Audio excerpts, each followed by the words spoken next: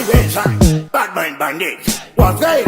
Only by the Tech exclusive. Man, I do. Look, bye. Bakufunga kuti skora na kubasa nekuti mapepa ndakarasa bazanze kubasa kwa baba kune basa utaigona ndamu yacho kune vangu kubasa kwa baba aiwa kune basa kavaita ura nengoka ya kusasa mahati manunzi azimakasa kwati ndijayeta nepando kwanisa kubasa kwa baba aiwa kune basa kavaita ura nengoka ya kusasa mahati manunzi azimakasa kwati ndijayeta nepando kwanisa wakikadash uziva wariyambutsa kutubate tsuro unenge waimutsa varoi avangaroi chikutsa chibvunza chabva zvatakatya takarutsa anzizipiko uyo mwana wasauro uyo tangisa mutauro manje vokoso manje turusi basa rababa iri siriyasi aiwa kune basa kavaitaura nengoka yakusasa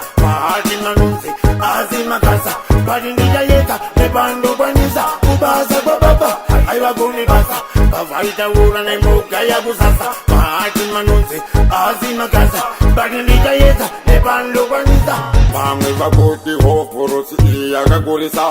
tobva ndatiyani mboidzoresa ndoipinda yechedero zvatova zvinharo zakaimi musandiise paskero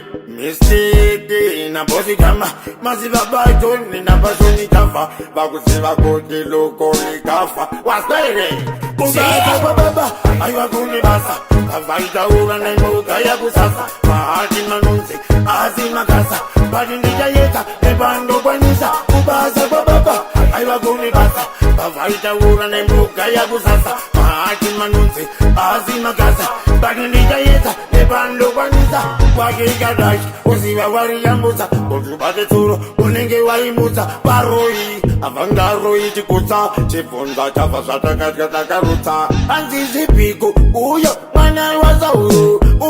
uyo tangisa mutauro manje vokoso manje turusi basa rababa iri siriyasi aiwa kune basa kavaitaura nengoka yakusasa mahati manunzi azimakasa bati ndijayeta nepando kwanisa kubasa kwa baba aiwa kune basa kavaitaura nengoka yakusasa mahati manunzi azimakasa bati ndijayeta nepando kwanisa manheru akanaka muri yezimbabwe manzwa here kuti pashaika mukuru sauro vana vake mumba vakurwira umambo asi pane hwani asina daka uya aneinavo piabulando vauze kuti isusu tiri imwe mhando ndikati fuji vauze kuti vakushaya kuti tipila bongo ende futi tiri strong unre